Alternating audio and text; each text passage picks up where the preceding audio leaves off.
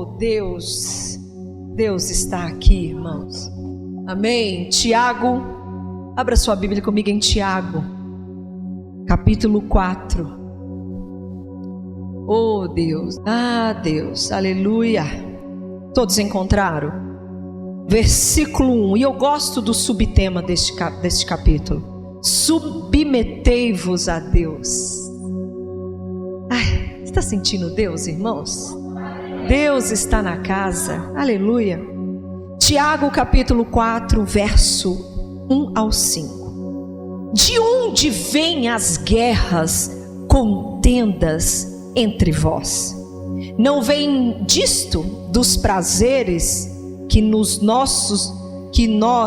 nossos vossos membros guerreiam? Cobiçais, mas nada tendes. Matais e invejais, mas não podeis obter o que desejais. Combateis e guerreais, nada tende, porque não pedis. Pedis e não recebeis, porque pedis mal, para os gastardes em vossos prazeres. Adúlteros e adúlteras, não sabeis que a amizade do mundo é inimizade com Deus? Portanto, qualquer que quiser ser amigo do mundo, constitui-se inimigo de Deus. Ou pensais que em vão, diz a Escritura, que o Espírito que Ele fez habitar em nós tem intensos ciúmes? Vamos continuar. Antes Ele nos deu graça maior. Portanto, diz as Escrituras, que Deus resiste aos soberbos, mas Ele dá graça ao humilde. Sujeitai-vos, pois, a Deus. Resisti ao diabo, e ele fugirá de vós. Chegai-vos a Deus, e Ele se chegará a vós. Lavai as mãos, pecadores, e vós de mente dividida, purificai o coração. Amém? Você pode se assentar, dando glória a Deus. Aleluia. Irmãos, ninguém nasce adulto, né? Quem dera se nós já nascêssemos adultos, maduros, experientes. Não, ninguém nasce adulto. A nossa vida adulta, ela é resultado de muitas questões em relação à nossa infância. Em relação à educação que nós recebemos, a educação de um lar cristão e por aí vai. Mesmo que muitos de nós não tivemos uma infância solidificada, a palavra de Deus, ela se faz aparecer no nosso caminho durante os nossos anos. Mas nós temos o hábito de dizer que as crianças, elas nascem sem pecado. Mas eu posso te afirmar que todo bebê, ele já nasce selvagem, já nasce com a sua natureza pecaminosa. E uma coisa do mundo da criança, que eu quero que você preste bastante atenção, é que a criança, ela é até então totalmente egoísta, totalmente egocêntrica. A maioria das crianças, se não dizer todas as crianças, né, estou falando de piquititos, eles acreditam que o mundo gira ao seu redor, que eles são o centro do universo.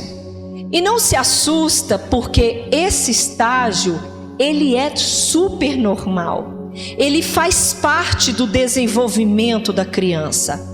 Por quê? Porque naquele momento, nessa mentalidade, eles estão sendo movidos pelos seus pequenos sentimentos.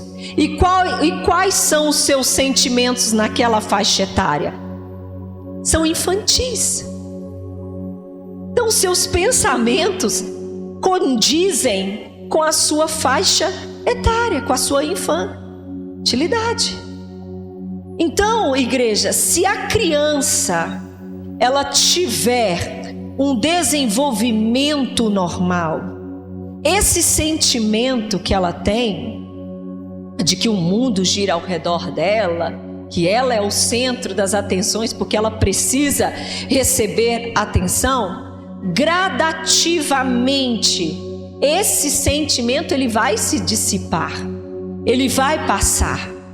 Só que nós aprendemos que se os pais permitirem que essas crianças continuem neste mundo egocêntrico da infância, se os pais permitirem que elas estejam em um reinado livre das suas ações impulsivas para satisfazer as suas necessidades, ou então se até mesmo os pais colocam os seus filhos no meio dos seus próprios conflitos, nós teremos péssimos adultos no futuro. Péssimos adultos no futuro. Então, estou falando de uma vida natural, mediante ao nosso desenvolvimento, igreja, o normal é que quando nós chegamos a uma idade adulta, de amadurecimento, alguns desses comportamentos, eles deveriam mudar naturalmente. Só que infelizmente, devido a algumas questões que eu mencionei acima, muitos mudam para pior, se tornam terríveis adultos. Porque antes nós éramos totalmente dependentes. Dependia dos pais, dependia dos professores, dependia dos adultos. Só que quando nós chegamos à fase adulta, a gente não depende de mais ninguém. Nós dependemos de nós mesmos.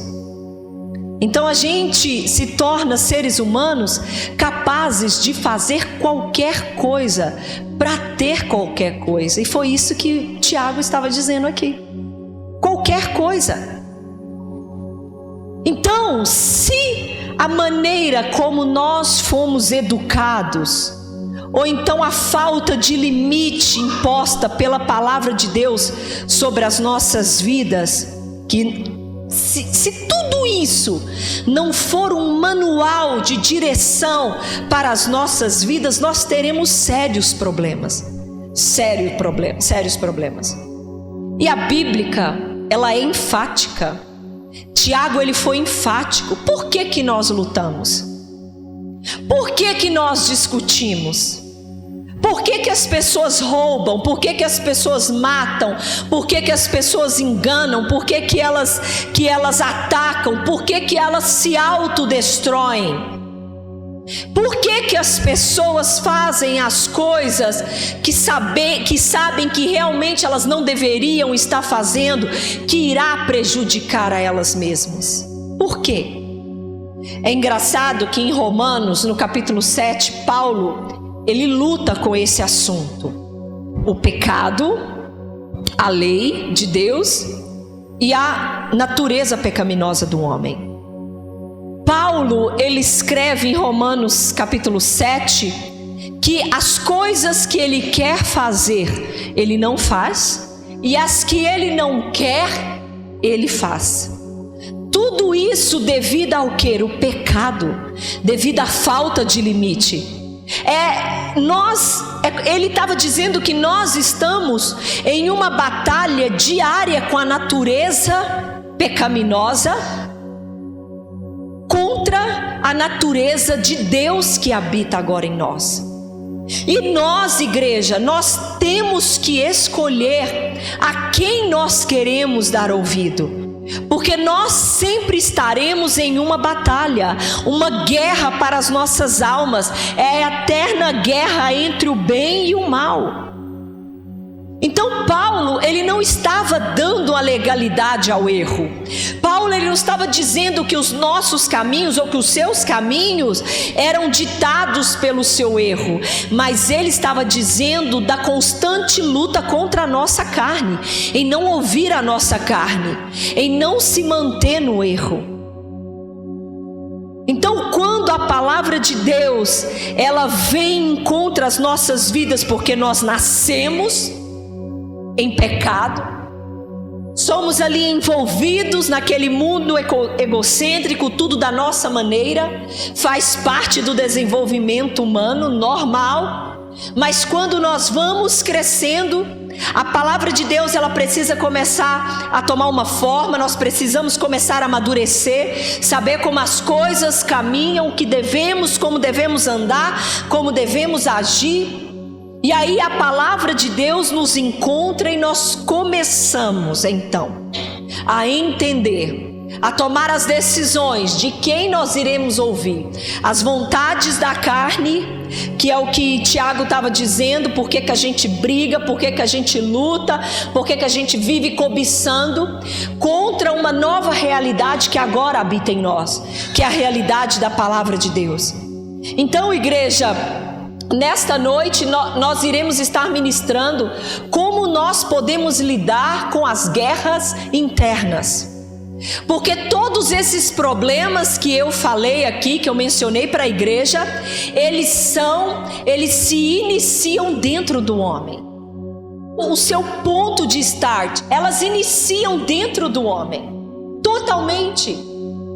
Então, como é que eu posso ter uma vida diante de Deus e conseguir vencer essas guerras dentro de mim? Porque todos nós temos essa carne que quer toda hora ditar como que é que nós devemos viver.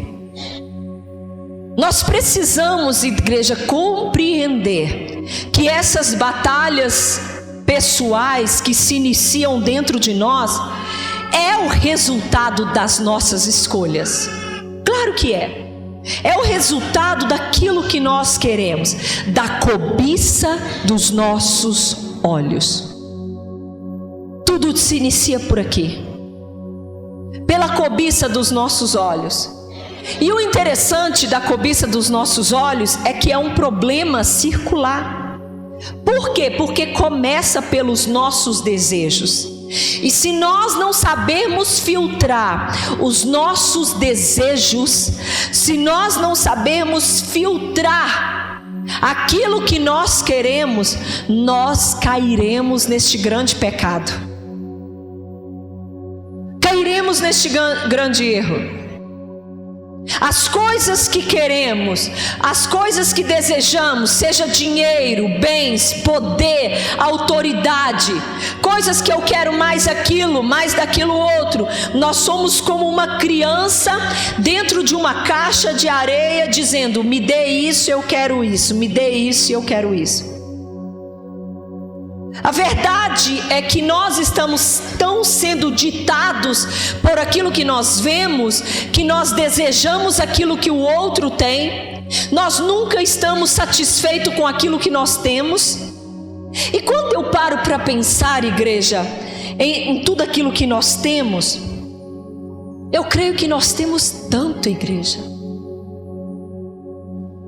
Se nós formos comparar, se nós formos olhar para tudo que está ao nosso redor, como que nós somos ricos em Deus? Se você tem um teto sobre a sua cabeça, seja ele de qualquer tipo, se você come pelo menos uma vez por dia, se você tem algum trocado no seu bolso, se você tem uma roupa dentro do seu guarda-roupa, você tem tudo que você precisa para hoje.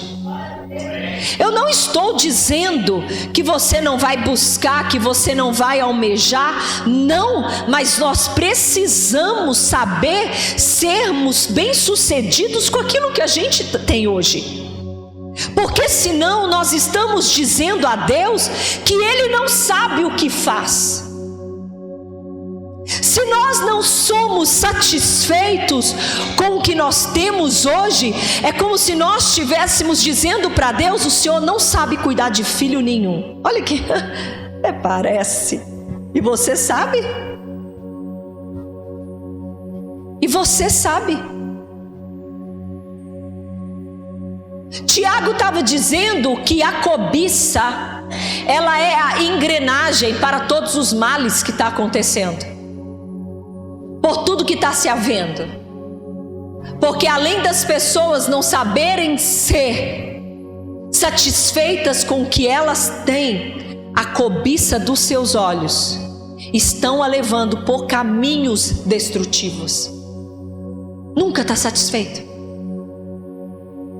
Nunca.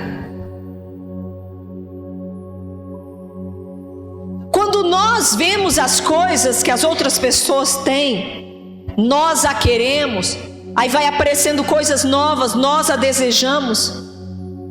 O que nos faz ser bem-sucedidos são os limites que nós colocamos em nós. E quais são esses limites? Um passo de cada vez. E debaixo de uma autoridade de Deus. É o que nós iremos falar mais para frente. Mas, às vezes, muitas pessoas estão fazendo qualquer coisa para obter o que desejam. Nós matamos, cobiçamos, brigamos, lutamos, como o Tiago disse. E uma coisa interessante é que ele disse que ainda assim nós não temos o que queremos. Nós não temos o que queremos. O círculo continua mais uma vez, outra vez, como se ele estivesse dando uma volta. Queremos, cobiçamos, lutamos, cobiçamos, e não estamos satisfeitos com aquilo que recebemos. Então nós queremos o quê? Ir mais para frente, e mais para frente, e mais para frente. Pastor, então onde é que está todo o problema? O problema, igreja, está que os nossos desejos, eles estão desordenados. Nós estamos sendo movidos por aquilo que nós estamos vendo. Estão desordenados. Queremos o que queremos, mas nós não queremos o que Deus deseja, o que Deus quer. Você já pode ter ouvido pessoas dizer algo como que se você tornar um cristão, Deus irá conceder todos os desejos do seu coração. Você terá sempre tudo que sempre quis. E ainda nós vamos encontrar igrejas que vão dizer o quê? Vão usar as escrituras e ainda vão usar Salmos 37. Deleita-te no Senhor e Ele concederá o desejo do seu coração. Você sabe por quê, igreja? Que muitas vezes, você sabe por quê que muitas vezes essas palavras que eu acabei de dizer, elas não se tornam verdadeiras em nossas vidas? É porque nós pegamos o versículo e concentramos ele no desejo do nosso coração. Mas o que este versículo diz realmente? Primeiro, para se deleitar-se no Senhor. O contexto dos versículos em torno desse verso nos esclarece isso. Nós precisamos ler toda a passagem para a gente ter uma ideia do que está sendo dito. E o Salmos 37, verso 4, ele diz assim: confia no Senhor, faze o bem, habitarás na terra e verdadeiramente serás alimentado. E aí então o verso diz: deleita-te no Senhor e Ele te concederá o desejo do seu coração. Entrega o teu caminho ao Senhor, confia nele e Ele tudo fará. Você percebeu uma coisa nesses versos que nós lemos? Que primeiro nós devemos comprometer as nossas vidas no Senhor. Confia no Senhor. Ele está dizendo que primeiramente nós devemos comprometer as nossas vidas no Senhor, que nós devemos confiar nele. Depois ele diz que nós devemos fazer o bem, que nós devemos em tudo que nós formos fazer sempre pensar o bem, viver para ele, igreja. Que se nós fizermos isso, comprometer a nossa vida nele, ter uma vida de bem, fazer o bem, então os nossos desejos serão realizados. Mas por quê? Se você se compromete a sua vida em Deus, ouvindo Ele, o que Ele está falando, o que Ele está pedindo, com consequentemente o seu caminho será o quê? Bem, de bom. E então o seu desejo será o desejo dele, porque é guiado por ele, é direcionado por ele. Jamais deseje algo que irá comprometer a sua comunhão com Deus. Jamais deseje algo que irá comprometer o teu ministério com Deus. É fracasso, igreja. Existem pessoas desejando exatamente aquilo que irá as afastar de Deus. Não vai dar certo. Nós iremos fracassar. Os nossos desejos precisam estar alinhados naquilo que Deus quer para nós. Tem homem desejando mulher que já é casada. Tem jovem querendo namorar a mulher do mundo. Tem gente procurando trabalho que vai o tirar da igreja. Vai ser fracasso. Não vai dar certo. É a mesma coisa eu, uma ministra, uma pregadora do evangelho que já tem um chamado de pastora, querer virar uma mulher de negócios. É fracasso na certa. É por isso que existe uma hierarquia. Primeiro eu comprometo a minha vida com Ele. Onde há comprometimento, há diálogo. Ele já revelou o que tem para mim, Ele já revelou o que quer para mim. Então quando eu desejo algo, eu desejo baseada naquilo que eu me comprometi. Meu Deus.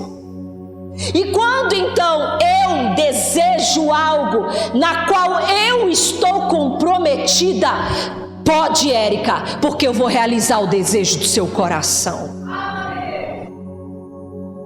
Essa é a matemática.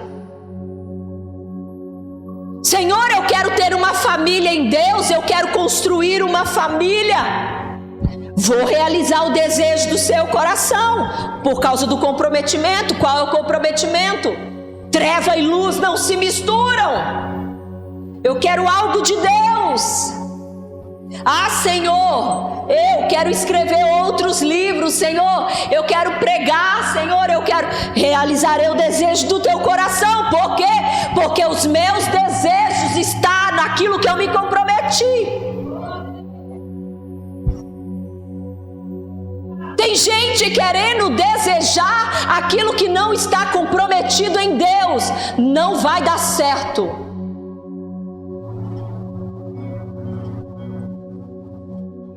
Mesma coisa eu pedi Deus para ser a aeromoça, a pastora viver nos ares. Como? Eu tenho que estar aqui pregando.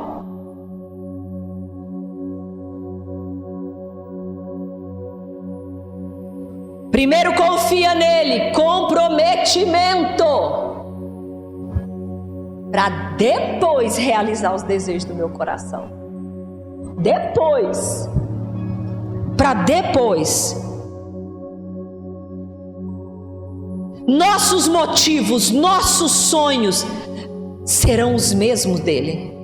Precisa estar comprometido com ele. Se não, igreja, sabe o que a gente irá se tornar? Egoístas, cobiçadores, enganadores, mentirosos. Quando nós pedimos algo a Deus nessas circunstâncias de uma vida comprometida com Ele, nós teremos o que queremos, porque Deus será o que eu quero. Deus estará incluído. Você consegue ver essa lógica? Tiago, ele nos dá um aviso severo, caso ainda você não tenha entendido essa minha explicação aqui. Tiago, ele dá um alerta, um aviso severo. Ele usa o termo pessoas adúlteras. A palavra adultério, ela pode nos levar em várias direções, igreja. O seu significado vai tanto para a infidelidade conjugal como no sentido de falsificar ou fraudar alguma coisa. Mas aqui neste contexto, nessa minha ministração, eu quero usar como infidelidade conjugal. Por quê? Porque o casamento é a maior ilustração. O casamento é mais frequentemente usado na Bíblia para descrever o relacionamento do homem com Deus. Do homem com Deus. Ele é o noivo e nós somos o quê?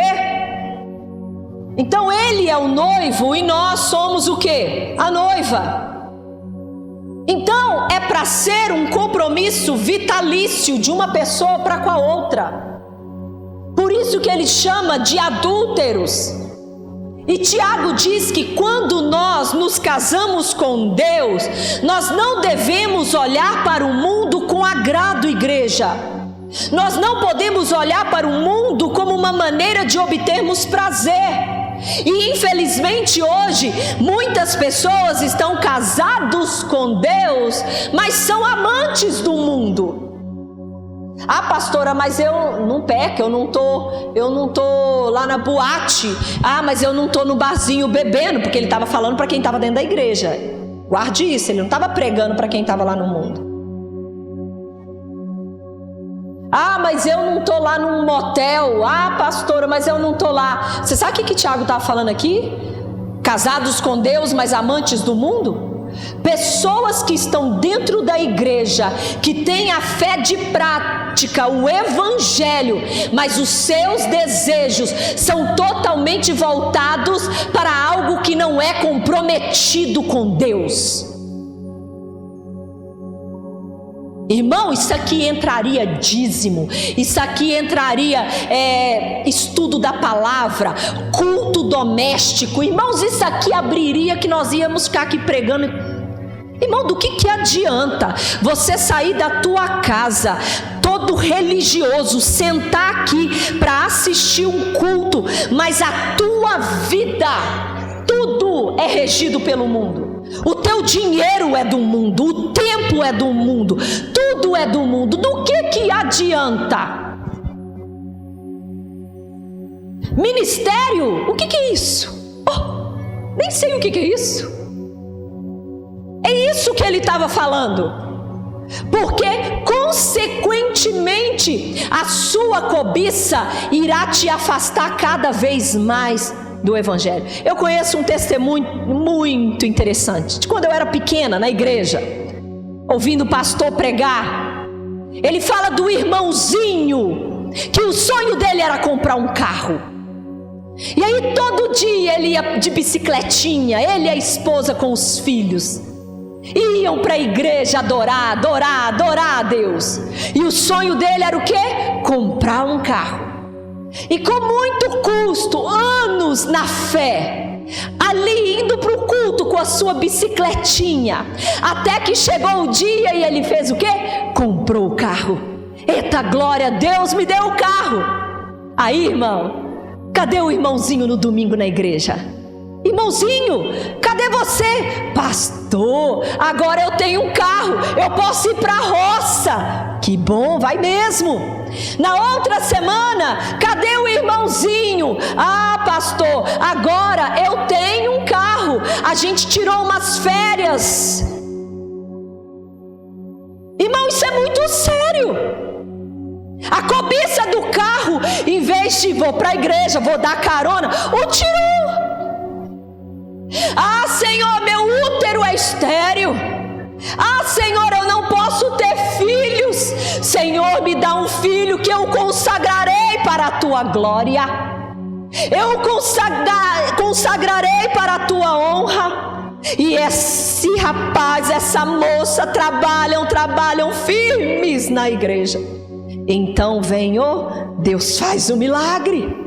Dá o filho maravilhoso. Vou pegar meu tempo de maternidade, vou pegar minha licença de maternidade. Amém, pegue a licença, mas a licença está durando anos.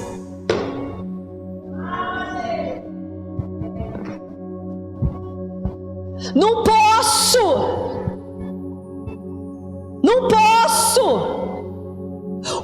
A bênção que tornou em maldição A bênção do carro que tirou o irmãozinho da igreja, a bênção do filho que tirou os pais do ministério. Senhor, me dê uma varoa, Senhor, me dê um varão, Senhor, me dê um casamento para que eu e o meu marido, a minha esposa, podemos servir ao Senhor. Me dê um casamento, ó Deus, me dê um casamento. Toma seu casamento, toma, glória a Deus, Deus é fiel. Cadê o casal? As dívidas aumentou, vai ter que trabalhar em vez de 8 horas, 16, para pagar aluguel, pagar prestação de carro. Adúlteras, adúlteros, não sabeis vós que a amizade com o mundo é inimizade com Deus? E está muita gente sentado, cumprindo seus rituais religiosos, achando que não são adúlteros. Se o que você deseja te tirou da presença de Deus, meu querido, está casando com o mundo. Deus, me dê um trabalho. Deus, eu estou desempregado e eu serei dizimista ao Senhor. Deus, me dê, eu vou abençoar a tua obra. Meu filho, dízimo nem aqui nem na China. O escorpião está no bolso. Bênção que virou maldição. Mas aí o próprio Deus diz que o bolso vira igual um saquitel furado, tudo que põe vai, embora. Deus, eu quero trabalhar. Deus, me dê trabalho. Deus, irmãos, eu ia ficar a noite inteira aqui dando exemplo. Deus deu o trabalho e te tirou da obra, te tirou do ministério. Faz a obra cansado, vê defeito em tudo, não tem ânimo. O pouco que faz para Deus não tem ânimo. Adúlteros e adúlteras, fazendo aliança com o mundo. Se o que você deseja, se o que você deseja, porque Deus deixa, irmãos, Deus deixa. Mas se o que você deseja não estiver comprometido com Ele, fracasso.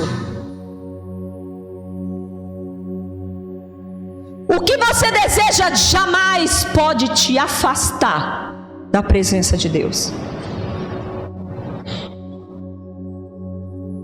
Jamais. Jamais é fracasso. É isso que ele estava falando. Ele estava pregando, era para os irmãos ali da igreja, que estavam casados com o Senhor, mas queriam ser amantes do mundo. O que é o mundo, igreja? Quando a gente fala de mundo, as pessoas só pensam em farra. Acorda! Mundo é trabalho, é relacionamento, é conquistas, é tudo. Deus está pedindo, Tiago está alertando, para que as pessoas fossem equilibradas, para que elas soubessem que primeiramente elas tinham um compromisso com o Senhor, e que tudo que elas fossem fazer no mundo precisava estar alinhado com aquilo que Deus queria. Senão é fracasso. É fracasso. É fracasso. Você precisa fazer escolha com quem que você está casando, com o mundo ou com Deus. O problema é que nós temos medo de comprometer com Deus. Quando Deus me pediu o trabalho do banco, como uma vice-gerente de um banco multinacional, a gente tem medo de fazer isso. Vou passar fome, não vou ter o que comer. Quando Deus te pede aquele relacionamento, aquela amizade, eu tenho medo que vai ser de mim. Quando Deus te pede o trabalho que está tirando você da presença de Deus, o que eu vou fazer? Eu tenho medo. Você tem que decidir com quem você está casando, com o mundo ou com o Senhor.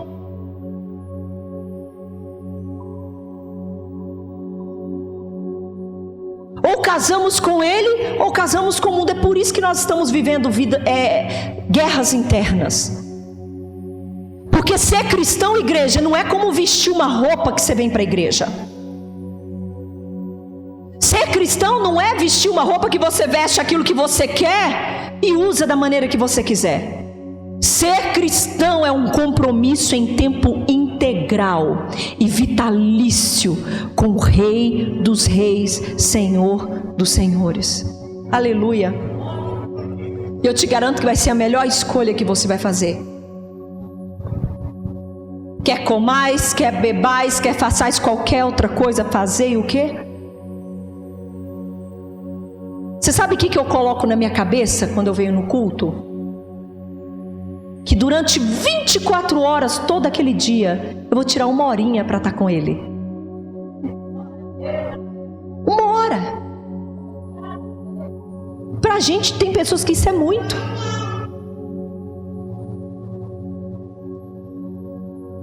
Uau, se é assim que você pensa, seu relacionamento, o problema é seu. Cada um tem a sua intensidade. Quando você vai ler um versículo bíblico de manhã ou antes de dormir, se é muito para você,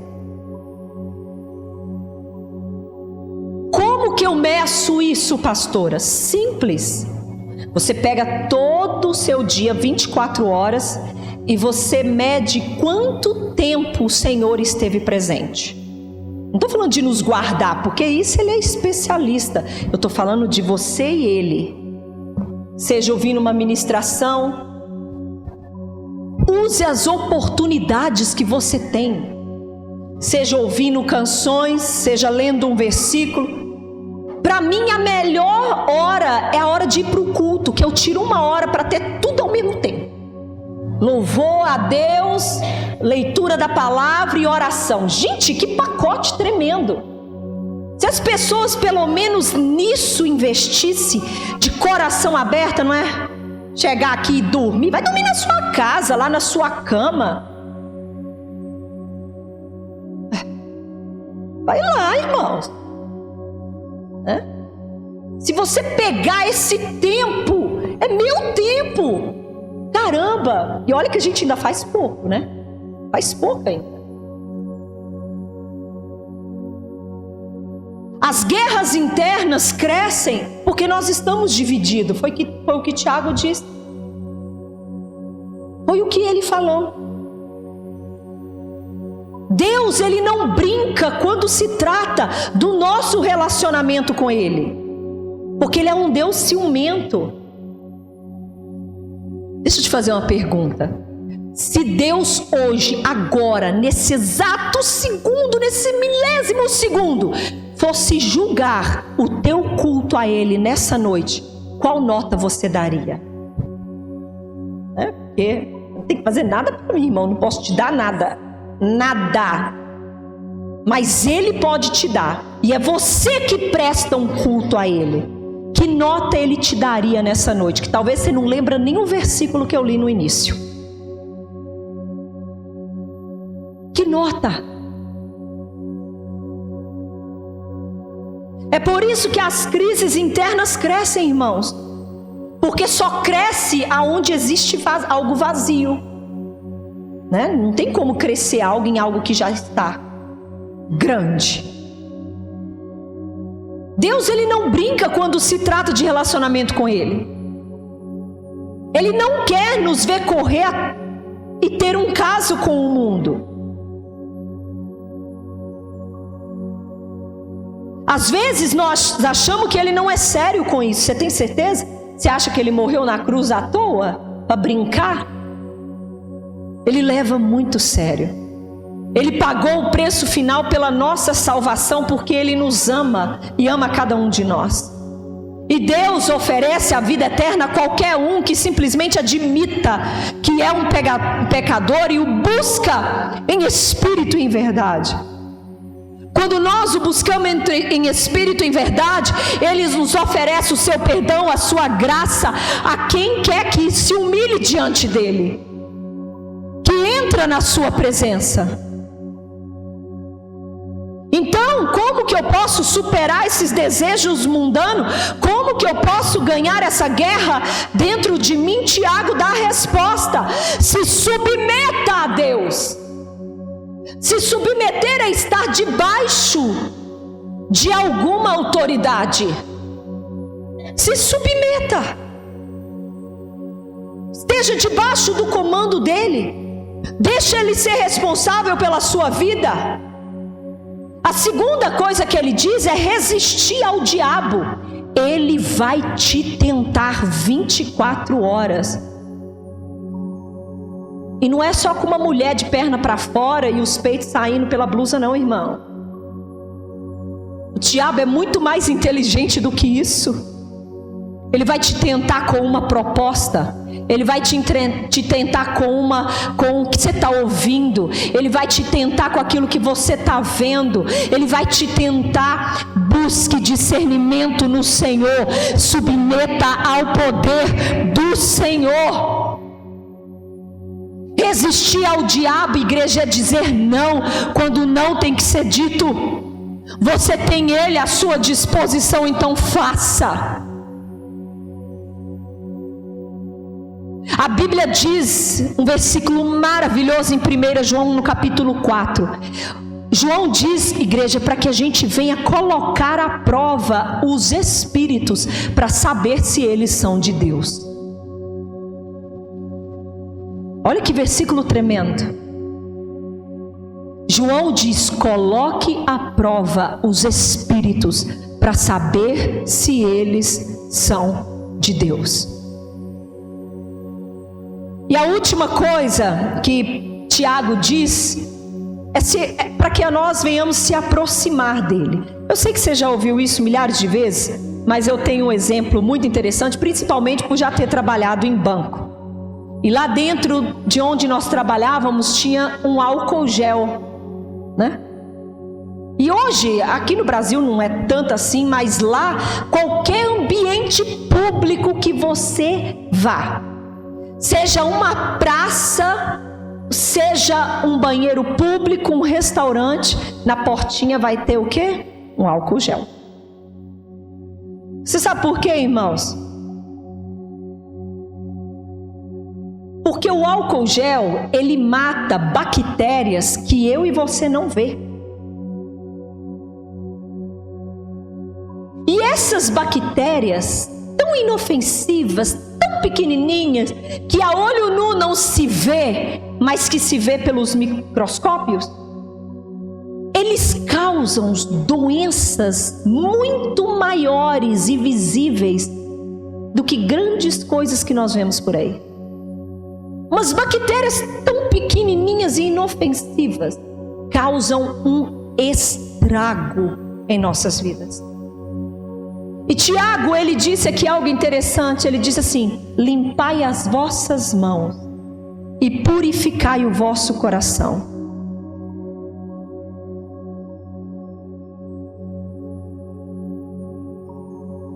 Limpai as vossas mãos e purificai o vosso coração.